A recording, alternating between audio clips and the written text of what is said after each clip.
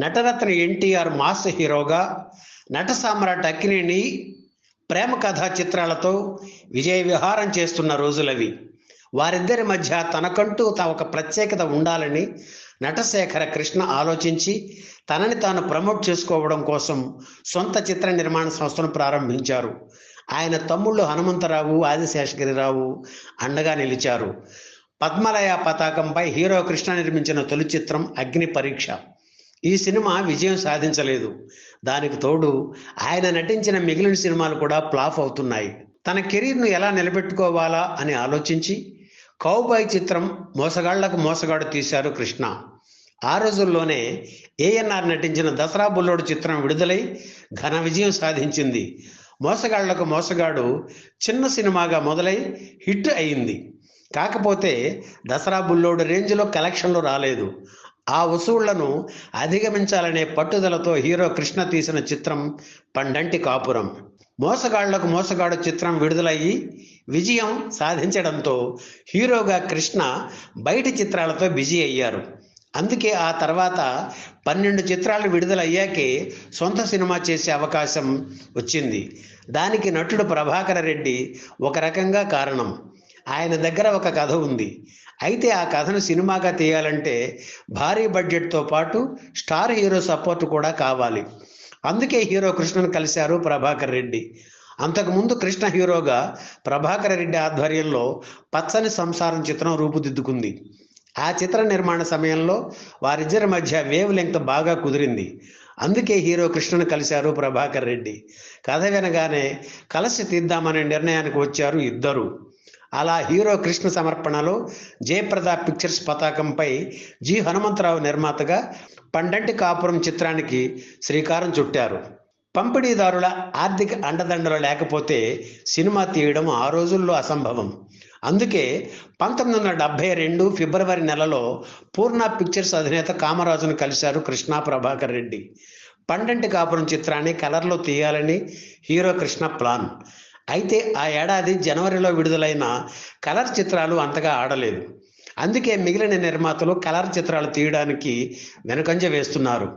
అటువంటి పరిస్థితుల్లో హీరో కృష్ణ కలర్లో, అందులోనూ 12 లక్షల భారీ వ్యయంతో పండంటి కాపురం చిత్రాన్ని తీస్తానని చెప్పడంతో ఆయన సాహసానికి పూర్ణ కామరాజు ఆశ్చర్యపోయారు. అంత బడ్జెట్ వర్కౌట్ అవుతుందా అని కామరాజు సందేహం వ్యక్తం చేసినా హీరో కృష్ణ వెనక్కి తగ్గలేదు. కామరాజు అయిష్టంగానే అంగీకరించి పెట్టుబడి పెట్టారు. నలుగురు అన్నతమ్ముల కథ కావడంతో ఎస్వి రంగారావు, గుమ్మడి, ప్రభాకర రెడ్డి, కృష్ణ ఆ పాత్రలు పోషించారు. గుమ్మడి సరసన దేవిక నటించారు.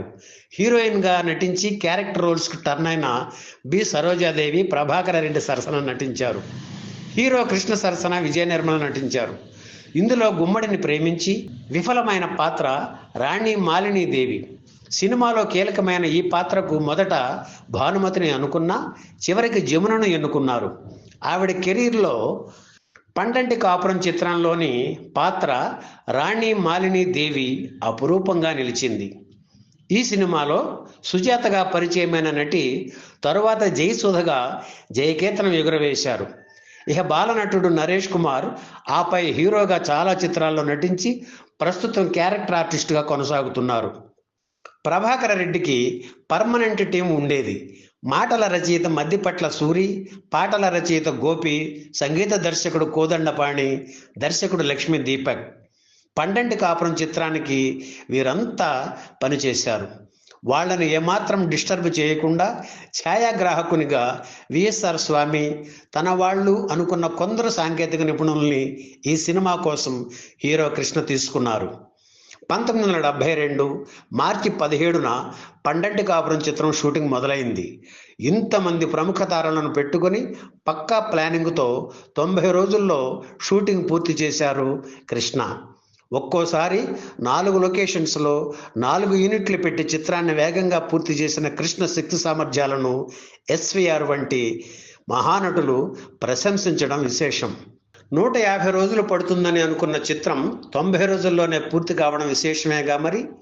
మందు జోలికి వెళ్లకుండా 15 రోజుల పాటు నటన మీద దృష్టిని నిలిపి ఎస్వి రంగారావు గారు సహకరించడం కూడా ఒక కారణం. సినిమాలోని ఇతర పాత్రలను రాజబాబు, వల్లు రామలింగయ్య, రామ్మోహన్, మిక్కిలినేని, సాక్షి రంగారావు, సంధ్యారాణి, రాధాకుమారి తదితరులు పోషించారు. పాటలను నారాయణరెడ్డి, కొసరాజు, అప్పలాచార్య, గోపి రాశారు. బాబు వినరా, అన్నా తమ్ముల కథ ఒకటి, ఈనాడు కట్టుకున్న బొమ్మరిల్లు, ఏమమ్మో జగడాల వదినమ్మ, ఇదిగో దేవుడు చేసిన బొమ్మ, మనసా కవ్వించకే నన్నిలా పాటలు విశేషాదరణ పొందాయి. 1972 జూలై 21న విడుదలైన పండంటి కాపురం చిత్రం ఘన విజయం సాధించింది. హీరో కృష్ణ నట జీవితంలో తొలి రజతోత్సవ, స్వర్ణోత్సవ చిత్రంగా ఇది నిలిచింది. 21 కేంద్రాల్లో 100 రోజులు ఆడింది. పండంటి కాపురం చిత్రాన్ని తమిళంలో జయశంకర హీరోగా అన్బు సహోదరగళ్ పేరుతో రీమేక్ చేశారు. అందులోనూ ఎస్వీఆర్ తన పాత్రను తనే పోషించారు. హిందీలో ఆదుర్తి సుబ్బారావు సున్హేరా సంసార్ పేరుతో రీమేక్ చేశారు. ఈ వీడియో మీకు నచ్చితే లైక్ చేయండి, షేర్ చేయండి, వెంటనే సబ్స్క్రైబ్ కూడా చేయండి.